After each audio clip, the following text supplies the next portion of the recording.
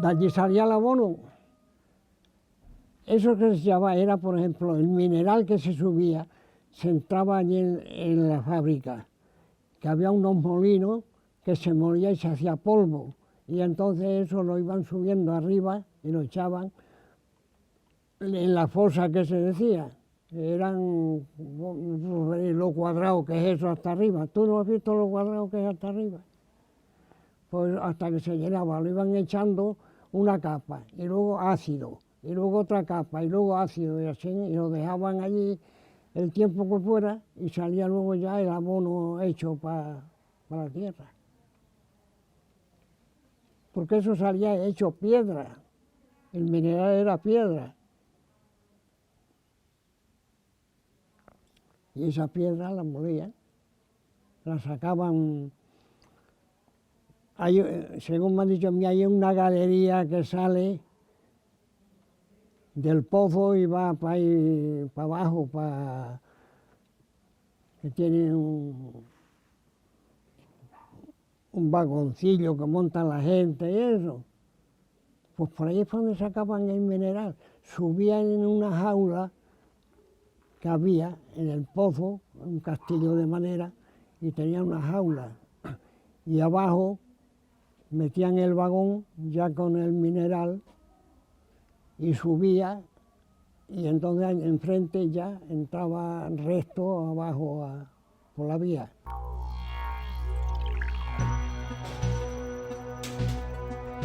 Una descripción sucinta y coloquial de los trabajos de la mina Costanaza, en Logrosán, en esplendor desde los años 20 hasta la primera mitad del siglo pasado, propia de quien en su primera juventud acarreaba carbón hasta la mina en un carro de mulas, para una vez allí mover toneladas de mineral de fosforita.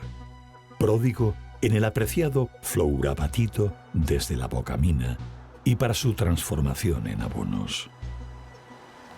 Una mina de la que hoy en día pueden visitarse los dos primeros niveles de sus profundas fauces, de 210 metros de profundidad. Y aquí pues se ve el pozo vertical, la explotación es hasta 210 metros de profundidad y los niveles que se visitan, que sería esta primera galería hasta la bocamina, que es la salida de la visita, y entre medias pues hay un acceso para bajar a visitar una cámara de explotación en el segundo nivel. Se accede por el pozo y se sale por la bocamina. Se entra como los mineros y se sale como el mineral. Los trabajos dentro de la mina pues eran los barreneros, porque esto para explotarlo lo que hacen es romper la roca, para que sea más fácil luego extraerla. Entonces para eso taladran agujeros en la roca con unas brocas larguísimas que se llaman barrenas y las rellenan luego los agujeros con explosivos. Al detonar pues rompe la roca y facilita el trabajo de los siguientes, que son ya los picadores.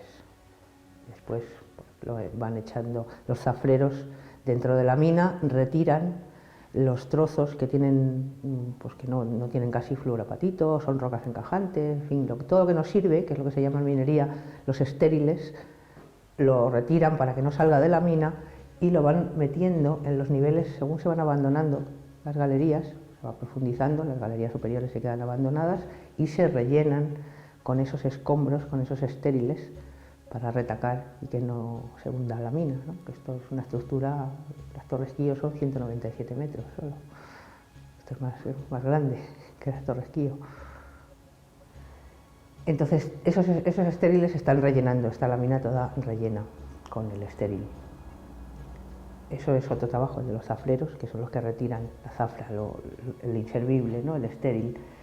Y después pues hay hombres que empujan las vagonetas, porque aquí en la tracción, como no son muy largas también las galerías, la tracción no es animal, dentro de la mina no ha habido caballerías ni mulas, fuera sí se han ayudado con estos animales, pero dentro de la mina son los mineros los que empujan con el hombro la vagoneta por los raíles hasta el pozo, suben en las jaulas mineras y llegan hasta ese primer nivel donde ya pues, sale la vagoneta por la bocamina. Cuando llega el mineral al exterior, empieza el trabajo de las mujeres, Los hombres trabajan dentro de la mina y las mujeres trabajan fuera. Y lo que hacen ellas pues es, primero van recogiendo, les basculan allí fuera las vagonetas y ellas pues van recogiendo el mineral en carretillas y se lo llevan a los lavaderos.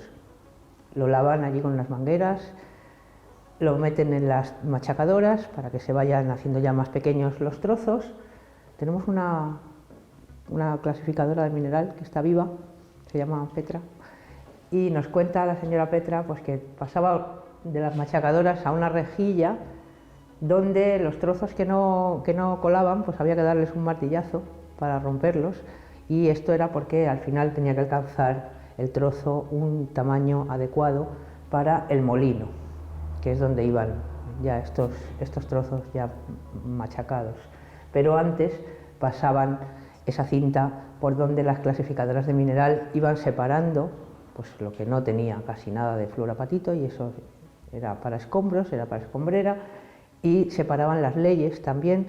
Si eran inferiores al 60% se molían aparte y se transformaban aquí en Logrosán, y si tenían unas leyes mayores del 60% pues se molían en el molino de bolas, un molino que iba hacia al final pues acaba el molido, una textura tiene como de arena. Esa textura de arena es lo que se montaba en los camiones y se llevaba a las fábricas de abonos.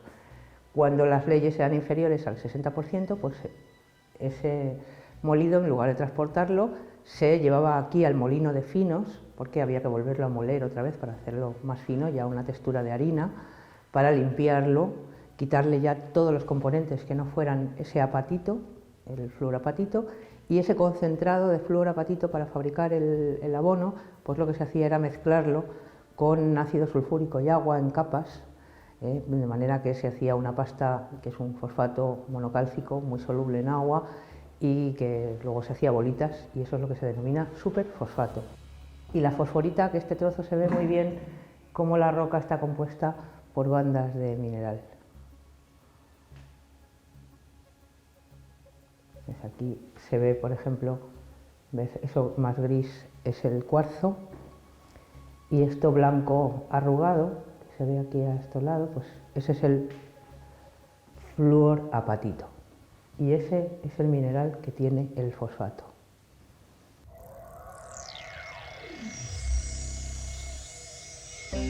La mitad del abono que se empleó en España hasta los años 50 del siglo pasado tuvo su origen en estas minas.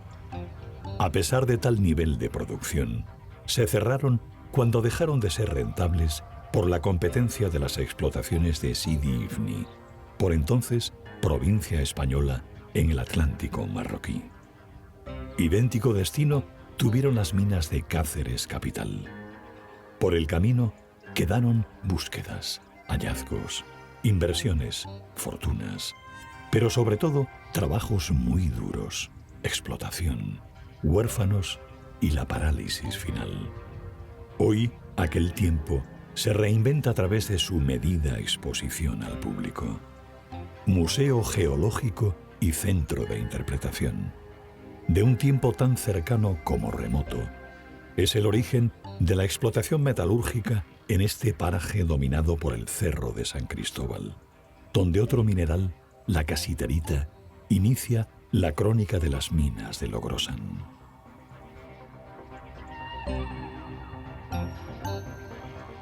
Las minas de Logrosán en el lince con botas.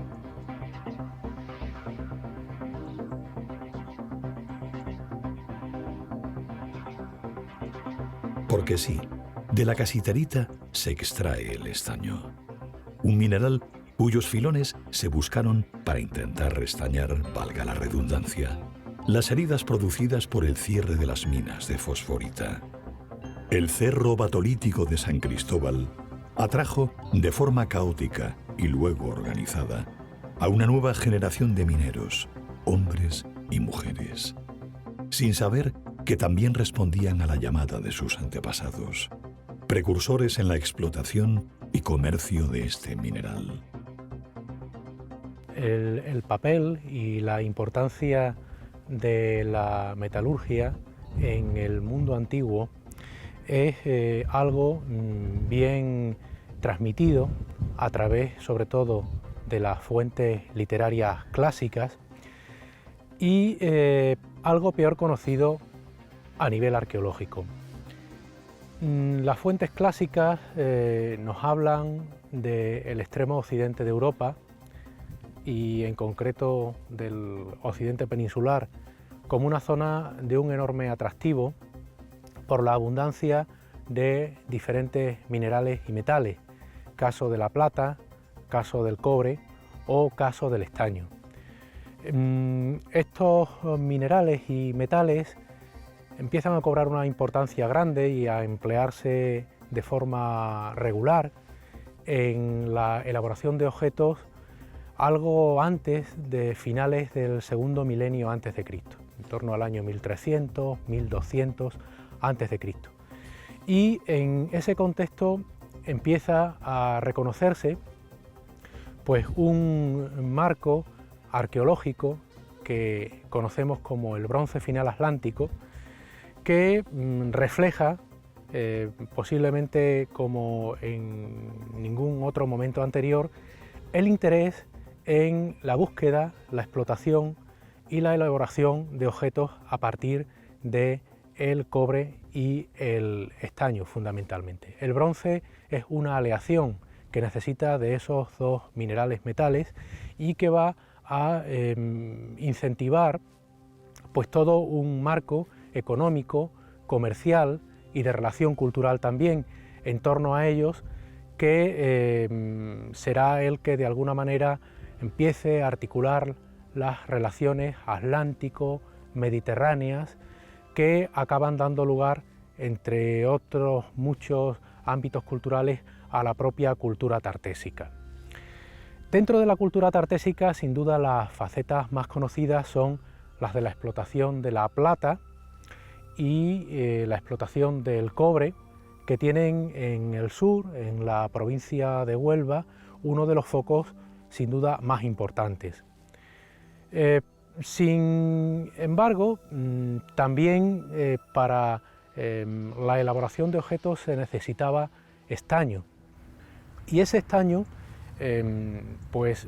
no existía concretamente en lo que es el epicentro de la cultura tartésica. Era preciso buscarlo, encontrarlos en otras zonas, y entre esas zonas, pues además de la que tradicionalmente se ha considerado, como es el noroeste de la península ibérica, pues entre esas zonas, digo, también Extremadura, en teoría, ha sido una de las que se han relacionado como posibles ámbitos de extracción del estaño. Las fuentes clásicas hablan del aprovechamiento del estaño a partir de diferentes métodos. En concreto, Estrabón habla de dos. Uno de ellos sería el lavado de arenas para la obtención de pepitas, de casiterita y su posterior beneficio, y la otra metodología sería la extracción propiamente dicha, siguiendo una rafa, actividades mineras posiblemente en un contexto meramente superficial. Pues bien, estas referencias del mundo antiguo adquieren una dificultosa contrastación arqueológica, porque son realmente escasos, por no decir nulos, los yacimientos arqueológicos que a día de hoy han ofrecido esa posibilidad.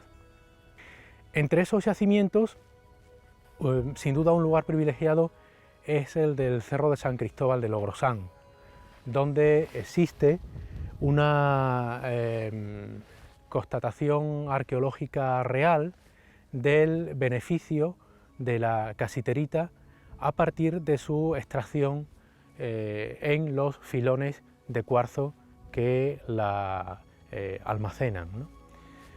Estamos en el Cerro de San Cristóbal de Logrosán, una elevación que realmente constituye una anomalía desde el punto de vista fisiográfico en toda esta zona de entrada a las Pilluercas, y que en realidad es una emergencia batolítica, una emergencia granítica que alcanza una altitud que supera los 680 metros sobre el nivel del mar.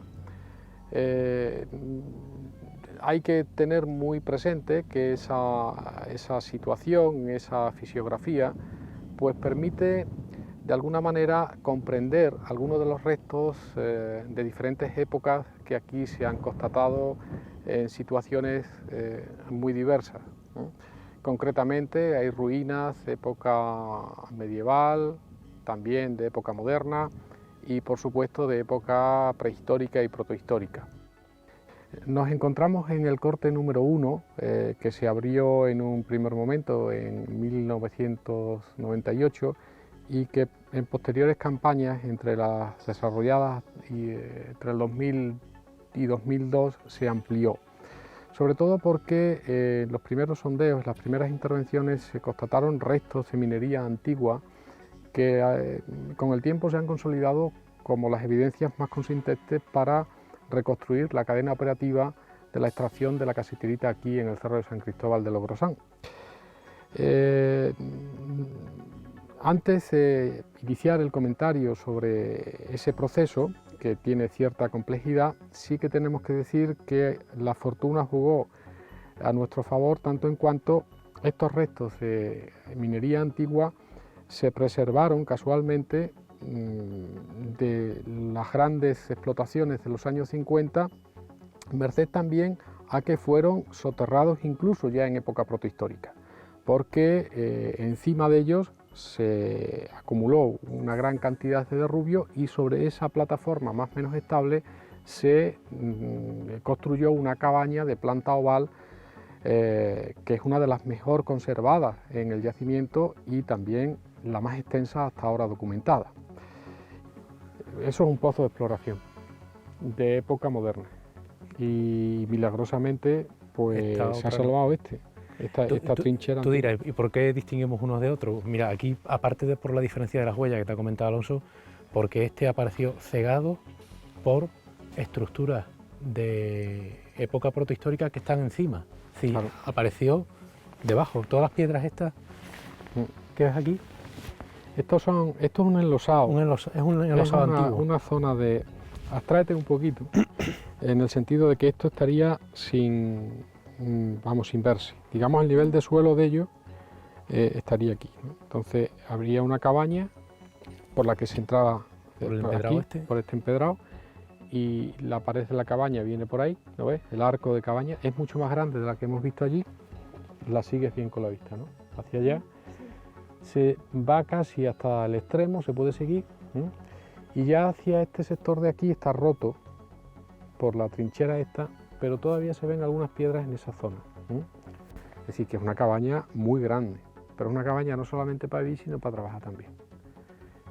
¿Qué hacen después de que este filón esté agotado? Si ellos agotan este filón, y para que no se quede al aire, lo entierran, y luego construyen aquí y siguen trabajando en otra zona. Y aquí, ¿esto qué significa? Pues que esta cabaña, como decía Nacho, que es de época antigua, está sellando un trabajo minero más antiguo todavía. Algo más antiguo, no mucho más, probablemente. Pero la cabaña Esta es la misma época de aquellas, de época del 9, 8, 7 a.C. Esta es la misma época. Y esto pues también unos años antes, unos meses antes, eso ya sí que no lo sabemos. Pero sí es de la misma época porque no hay ninguna otra cosa que lo deciga, claro. El proceso se abría o se iniciaba con la apertura de una serie de trincheras o rafas que seguían el filón de cuarzo. Estos filones probablemente se vieran en superficie. ¿Cómo se hacía? Pues se hacía fundamentalmente con mazas de piedra, mazas que a centenares se han encontrado esparcidas por toda la superficie de más de 7,5 hectáreas que concentran las evidencias más antiguas en este sector occidental del Cerro de San Cristóbal. ¿Cómo se diferencian estos restos de otros más recientes explotados en la década de los 50? Pues por las huellas que han dejado esas herramientas. Concretamente son rastros, son huellas alargadas y cóncavas que, como digo, se hacían con esos utensilios de tipología prehistórica, que también incluso se han constatado en minas más antiguas, que son claramente diferenciados de esos otros restos o marcas más finas y paralelas que deja el pico de hierro utilizado ya en trabajos modernos. Una vez que se extraía el cuarzo, todo el cuarzo del filón, pues la tarea siguiente era machacar el cuarzo, triturar el cuarzo también con bolos, con machacadores de piedra dura, de cuarzo, de cuarcita, para separar del cuarzo la casiterita.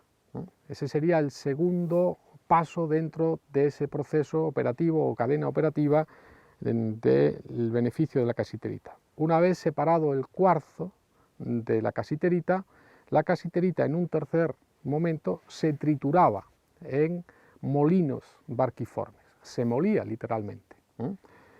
En esa molienda tenemos que decir, pues hemos podido reconocer algunas piezas, analizarlas, que efectivamente constatan el uso en ese momento. Pero en ese proceso se han generado desechos, se han generado residuos, el cuarzo machacado que no vale. Ese cuarzo machacado lo que se utiliza fundamentalmente es para amortizar la zanja, para cerrar, para sellar el filón ya agotado, de tal manera que en ese sector pues ya se puede realizar otra cosa, como por ejemplo en este caso concretamente habilitar la cabaña para seguir explotando desde ella otras zonas de interés. Una vez que tenemos la casiterita molida, muy fina, quizás se llegara a un proceso de depuración, de afinado, de refinado, utilizando alguna batea, agua, para quedarnos lógicamente con ese mineral ya pesado y triturado. Ese polvo de casiterita sería el que se utilizaría, y aquí se han documentado también evidencias al respecto, para hacer la aleación con el cobre. ¿Cómo se fundiría el cobre y la casiterita, el estaño? Pues en crisoles muy pequeñitos, donde previamente se había fundido cobre, y sencillamente espolvoreando la casiterita en él, sin ningún criterio cuantitativo, simplemente la experiencia marcaría la dosis de casiterita que se utilizaría en esa aleación, pues se fundirían esas dos realidades metálicas que generarían el bronce líquido, el bronce que finalmente en un siguiente paso se vertería en moldes para la fabricación de piezas. Se han encontrado aquí diversos moldes para fabricar punzones, para fabricar discos de dudosa funcionalidad o de funcionalidad desconocida para nosotros, hachas y otra serie de herramientas que probablemente también se generaran en este yacimiento. No sabemos si para consumo interno de la gente que aquí vivía o para exportarlo. Ese sería el siguiente paso del proceso, la comercialización, el intercambio de lo que se extrae y de lo que se produce aquí. Ese intercambio lo consideramos importante, relevante, porque entendemos que la mayor parte de la casiterita extraída en el Cerro de San Cristóbal y de los objetos metálicos que pudieron utilizarse saldrían del yacimiento, porque esto no es un poblado al uso, no es un poblado convencional, sino es un poblado especializado, es un poblado de mineros y de metalurgos, y la producción no se queda aquí, no tiene sentido mantenerla aquí. Y esa producción, en esa doble vertiente, tanto la minera propiamente dicha, el recurso mineral propiamente dicho, procesado probablemente, y también los objetos metálicos, se sacaría siguiendo la ruta del Ruecas hacia el sur, hacia el área controlada de Medellín.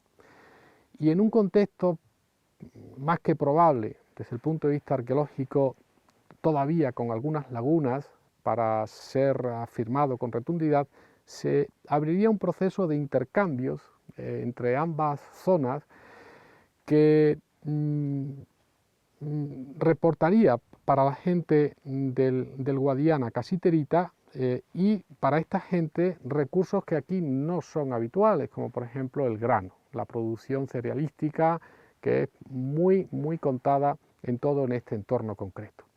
En ese equilibrio de intereses cruzados entendemos que la casiterita pudiera haber llegado incluso a los mercados tartésicos, a los mercados del suroeste. ¿Por qué? Pues porque en su reflujo esas conexiones justificarían la presencia tanto en Logrosán y en las inmediaciones de algunos elementos realmente significativos desde el punto de vista cultural y simbólico que se han documentado, por ejemplo, en Berzocana, el tesoro de Berzocana, las torques de Berzocana, una pátera de bronce que parece proceder del otro extremo del Mediterráneo, o los objetos que aparecen grabados o esculturados en las estelas de Guerrero, la de Solana de Cabañas, que está muy cerquita de aquí, o las dos que proceden del entorno inmediato de Logrosán. Elementos todos ellos que justifican de forma sobrada las relaciones atlánticas mediterráneas donde se está acrisolando, y nunca mejor dicho, Tartesos, esa gran civilización mítica, pero que cada día resulta más tangible desde el punto de vista material, desde el punto de vista arqueológico, y que será la que finalmente acaben controlando de una forma muy bien conocida ya por los fenicios. Pero para esa época ya Logrosán había sido desmantelado, ya la explotación de este yacimiento había quedado, probablemente por razones de tipo estratégico, de tipo mercantil, de tipo político, pasa a ser abandonada y la población reconducida hacia otras zonas.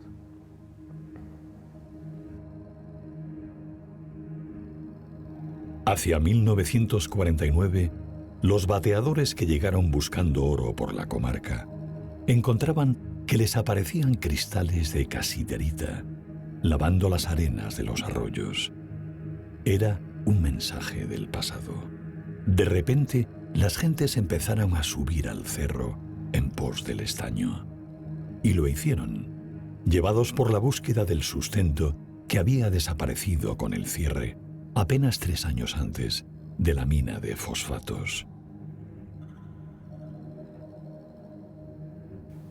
La fosforita se halló en Logrosán en el último tercio del siglo XVIII. Fue William Bowles, un científico irlandés, que inventariaba por entonces la minería, la flora, la fauna y la composición geológica de España para el Consejo de Historia Natural, quien descubriría azarosamente, a su paso por Logrosán, un filón de una roca desconocida por entonces, a la que posteriormente el químico francés Louis Proust llamaría la piedra fosfórica de Extremadura. Aquí empezaba todo, las vagonetas cargadas con el mineral subían desde las profundidades hasta aquí, hasta este nivel. Aquí empezaban ya las vías y las jaulas mineras pues tenían esos trocitos de raíl al final que tenían que empalmarlos con los que había puestos ya en el suelo de la galería. Entonces para eso los mineros tenían un código que era pues con un hierro golpeaban en la jaula minera, un golpe o 2 golpes, significaba un poquito más arriba, un poquito más abajo, hasta que cuadraban ya los raíles y entonces fuera ataban un trapo rojo a los cables del cabestrante para saber luego después siempre hasta dónde tenían que bajar esas jaulas mineras o subirlas para que los raíles pues estuvieran juntos y pudieran sacar de las jaulas o meter en las jaulas las vagonetas cargadas con el mineral. Ese hueco que hay ahí seguramente sería para maniobrar, porque tenían que girar aquí la vagoneta para ponerla recta hacia la bocamina y entonces pues hicieron ahí ese hueco que está barrenado. Si os fijáis, en algunos sitios pues se ven, aquí por ejemplo, aquí abajo se ven los agujeros del barreno, de haber hecho el barrenado. Pues por aquí tenéis otro. ¿Veis esos agujeros? son los que hacían con la barrena para meter dentro el explosivo. Como ya no tenemos vagonetas, pues ahora lo que hemos puesto es la Santa Bárbara, que es la patrona de los mineros, es el 4 de diciembre, y en la cultura cristiana occidental pues era la protectora de los truenos. Las abuelas, cuando hay tormenta, se encomiendan a Santa Bárbara bendita, y las profesiones que utilizan el explosivo, pues, como los artificieros o los artilleros o los mineros, pues la cogieron también como protectora por el paralelismo entre los truenos y los explosivos, ¿no? La detonación de los explosivos. Bueno, aquí tenéis un candil minero también, es un candil de carburo. Estos candiles pues funcionan con un mineral que se llama así, carburo, que reacciona químicamente con el agua y produce un gas que se llama acetileno. Entonces la lámpara veis que consta de dos partes del tubo. Aquí abajo se metía la piedra de carburo, la parte de arriba se llena de agua, y para encender la lámpara pues se gira una ruedecita que tiene aquí encima para que el agua gotee encima del carburo, y el gas, el acetileno, pues sale por esa espita y ya se enciende con una cerilla, ¿no? Estas lámparas son muy buenas, dan bastante luz, que dice el señor Miguel. Como llevaban carburos, pues mucho no veían, pero porque es que esto está muy oscuro, pero el carburo da bastante luz, una luz blanca además, y bueno, pues tiene algunos inconvenientes como el olor. El acetileno huele muy mal, pero por lo demás pues una lámpara bastante buena.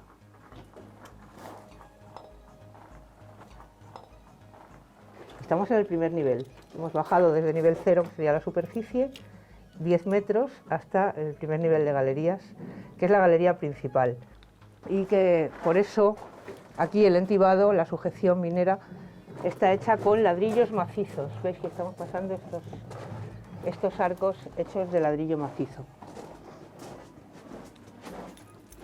Se siguen viendo aquí cómo se desarrollan además esos arcos formando pues esta bóveda que vamos a atravesar ahora mismo. Esto es porque esta es la única galería de toda la mina que está abierta por dos partes, por el pozo y luego después por la bocamina, para sacar las vagonetas cargadas. Las demás, el acceso solo es por el pozo y acaban siempre ciegas. Esto que hay aquí es una chimenea de aireación que sirven pues para que entre aire y se pueda respirar, y también para limpiar el polvo que se hace cuando se trabaja, que ese polvo que está cargado de silicio, entonces pues el organismo lo va acumulando, nunca lo limpia y produce la enfermedad de los mineros, que es la silicosis. La chimenea antes daba a la calle, ahora no, porque la almazara hizo ahí una construcción, y continúa, enlaza con el segundo nivel. Esto que hay aquí, que se ve aquí en suelo, realmente es un tapón de colmatación, del abandono, de 70 años abandonado, se ha taponado, pero luego vamos a bajar al segundo nivel, vemos por dónde continúa la chimenea. Bueno, vamos a atravesar este entibado. Todo lo que veáis con cercha metálica es nuevo. Estas son las sujeciones que hemos hecho para la musealización, ya para seguridad absoluta de los visitantes. Entonces, todo lo que tenga cercha metálica son entibados mineros, pero de 2013, ya no son antiguos. Y aquí, pues la sujeción antigua son esos arcos de ladrillo macizo, que aquí ahora están reforzados con la cercha metálica también, para que aguanten un poco más tiempo, porque estamos en una falla activa y nosotros no lo notamos, pero los ladrillos que llevan ahí más de 100 años pues ya lo van sufriendo. ¿Y la ambientación sonora también? Sí, la ambientación sonora es porque ahora mismo aquí, si entras, lo que oyes es sonido de cueva.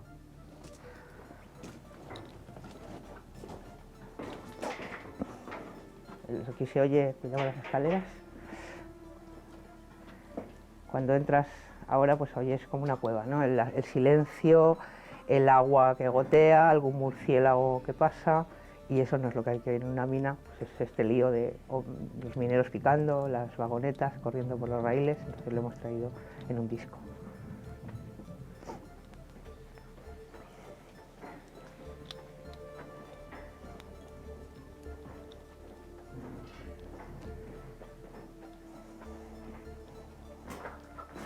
Bueno, os decía que hemos reforzado el entibado de ladrillo, que es un entibado muy caro, una sujeción muy buena, pero también muy cara. Veis que está hecho el arco de ladrillo y la llave minera está hecha pues, con mampostería de los propios estériles de la mina, ¿no? Las rocas que no valen, que las utilizan también para las construcciones. Y esto se utiliza aquí porque esta galería está vacía, lo necesitaban libre para pasar las vagonetas cargadas. El resto, lo veis ahí ya como falta el suelo, aquí se ve, está relleno con estériles. Todo lo que nos sirve, en vez de sacarlo fuera, pues los zafreros lo retiran y lo van metiendo en los niveles que se van quedando abandonados para rellenar las galerías.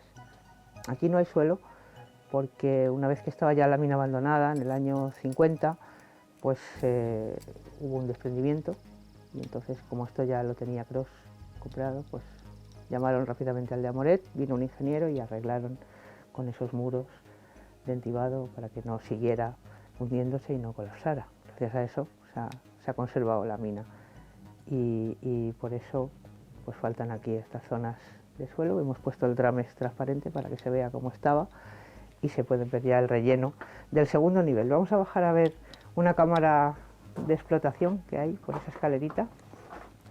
Hemos hecho aquí un acceso para poder bajar. Bueno, pues estamos en la cámara de explotación del segundo nivel ya de galerías y aquí pues vemos el filón intacto de fosforita, que es la roca amarilla que veis aquí de frente. Ese hueco del techo es la chimenea de aireación que hemos visto arriba y aquí en las paredes pues se ve el color gris de la roca. Esa roca gris oscura es la lutita precámbrica que forma la caja donde están los filones de fosforita. Se ve muy bien la diferencia de coloración de la roca encajante, que es ese color gris oscuro, y el relleno de la falla, que es la roca de fosforita y que es de color blanco porque es un fosfato de calcio, pero que aquí pues por el tiempo ya que lleva la intemperie los filones se ha puesto amarilla, ¿no? Se pone ese color amarillento. Ese trozo que vemos de filón pues son las zonas de macizo que se dejan sin extraer. Los ingenieros indican en los planos de labores qué zonas no se extraen del filón para dejarlos como elementos constructivos. Y el resto, el hueco en el que estamos ahora, pues es el vaciado del resto del filón para llevárselo en las vagonetas para fabricación de abonos.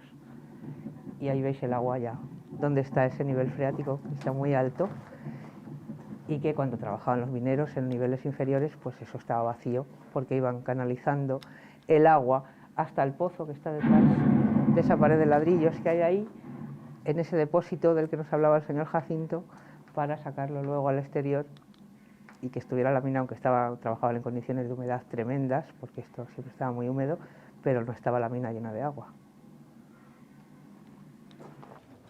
Bueno, esta galería es muy cortita, termina ahí, eso ya está ciego, y hacia abajo se abre la chimenea de aireación, que está ya pues el agua y está ya el nivel freático.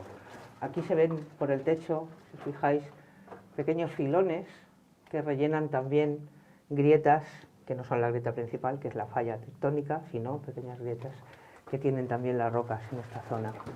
Se están formando, si os fijáis, también neostalactitas, son pequeñas estalactitas que están empezando a formarse, estalactitas de rápido crecimiento además, la mayoría están rotas por los cascos de los mineros y seguimos viendo filones.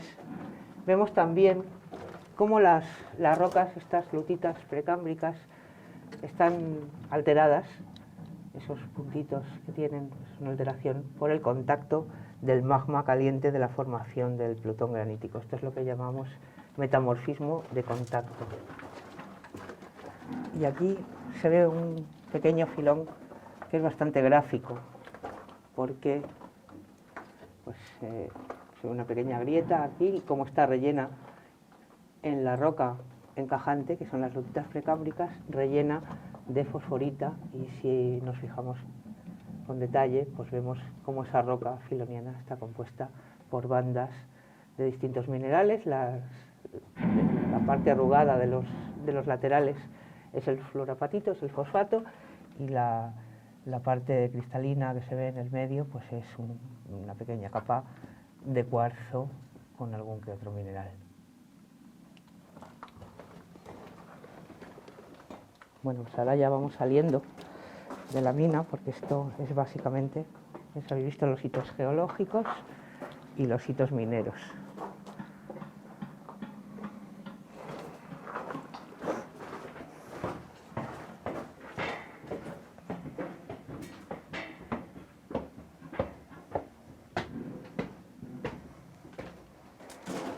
Mira, esto es una barrena. Esto es una barrena.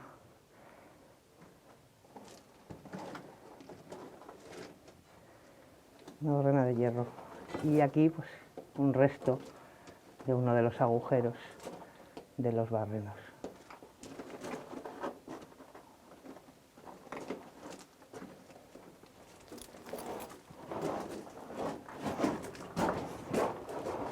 Bueno, esto es un tren minero moderno.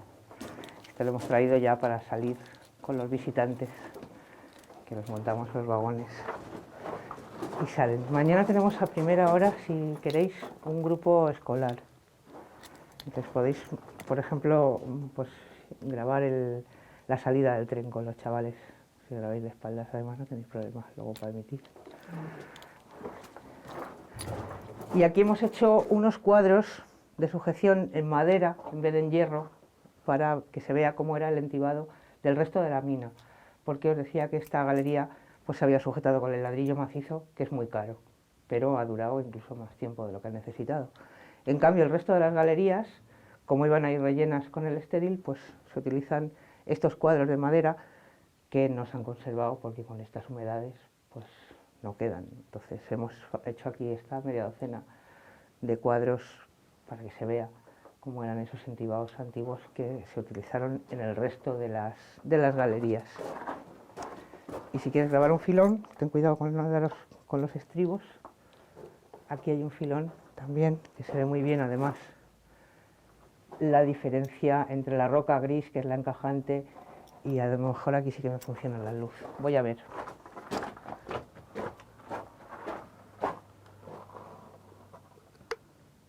Pues no, tampoco. No. No sé por qué están apagadas esas luces.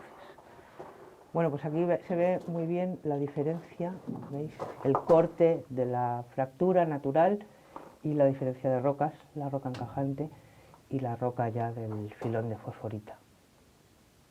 Se ven muy bien las mineralizaciones y cómo rellena grietas.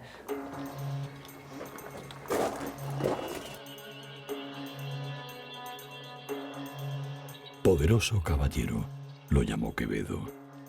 Aún en nuestros días, el dinero, la rentabilidad y los beneficios de unos pocos priman sobre todas las cosas.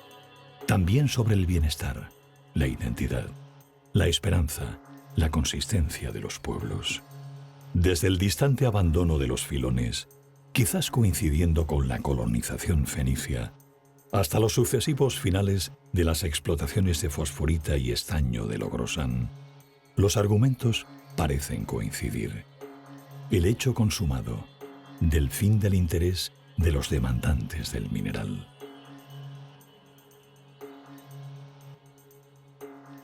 De aquella cultura del mítico Tartesos hasta los días de las bateadoras de casiterita de los años 50, el polvo ha volado con el viento.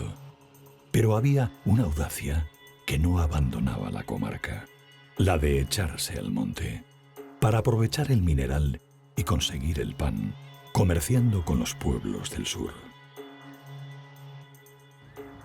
Y íbamos a ese estaño y ahí las pintinas que tiraban los hombres de lo que salía de los filones eran machaeros, me parece que lo decían, pues con macetas de hierro daban y cogían, claro, lo que había, pero siempre se escapaba alguna pintina, decíamos nosotros, cachinos en lo que tiraban allí.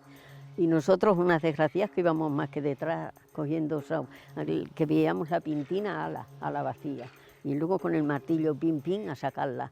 Y algunas veces, pues, tenía la betina para adentro y sacabas un poquito. Y otras veces, más que las chispas, oía que era muy poquina cosa. y yo qué sé. Y luego lo machacábamos con una piedra así aparentita para la mano y se machacaba y lo se lavaba y ala, en la vacía, trin-tran.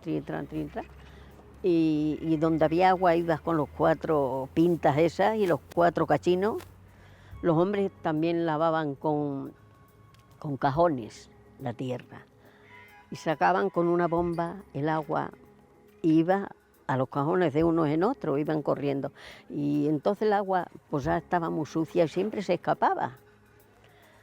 Y ya fuera de donde ellos estaban trabajando, pues todo el reguerino aquel, con un martillino íbamos cogiendo así las coqueras, decíamos, lo poquino que había, remoluino, y bueno, pues también cogíamos así, eso, donde había derramen que decían ellos que era un derramen de mineral, pues también cogíamos la tierrita, la cavábamos, y ya la lavábamos y salían pipitos, y esa era la historia, ¿no?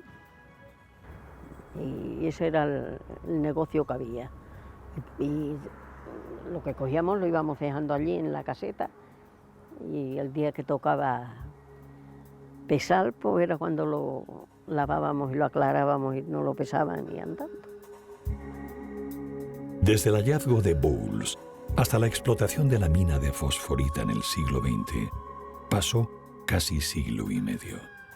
Sin embargo, contado así parece nada, porque, paradójicamente, apenas 60 años después de su cierre, diríase que hace una eternidad que los mineros extremeños hurgaban en sus entrañas, dejando en ellas la salud y la vida.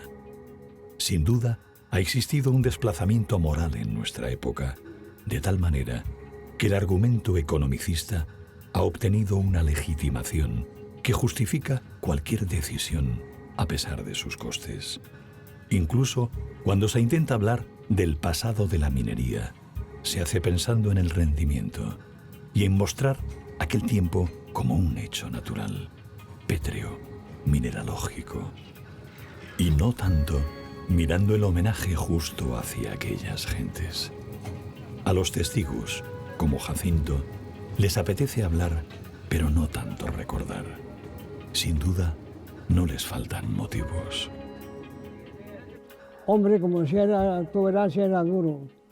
Y mayormente los hombres que trabajaban abajo en el pozo, pues aquellos hombres cuando estaban un par de años, enfermos total. Por eso, si os digo la verdad, no me gusta hablar de la mina. Simplemente con ver los hijos que se quedaron sin sus padres, pequeñitos así, sin entonces que no había veres de nada, no es como hoy ya que si no la mujer trabaja aquí o allí, pero entonces nada, es que si tenía algún cachino huerto, las 4 patatas o los 4 pimientos y a pasarlas mal. Por eso te digo que no me gusta mucho hablar de la mina por eso. Pues, hombre, nosotros en nuestro estado no, porque mi padre tenía un carro, 4 mulas y trabajábamos, pero muchos que no tenían ni casa donde vivir, estaban viviendo a renta en una casa y el hombre iba a trabajar allí. Y cuando estaba ya un par de años, caía totalmente enfermo que no podía trabajar y al cabo y al fin moría. Esos quedaron muchos huérfanos aquí en el pueblo, muchos.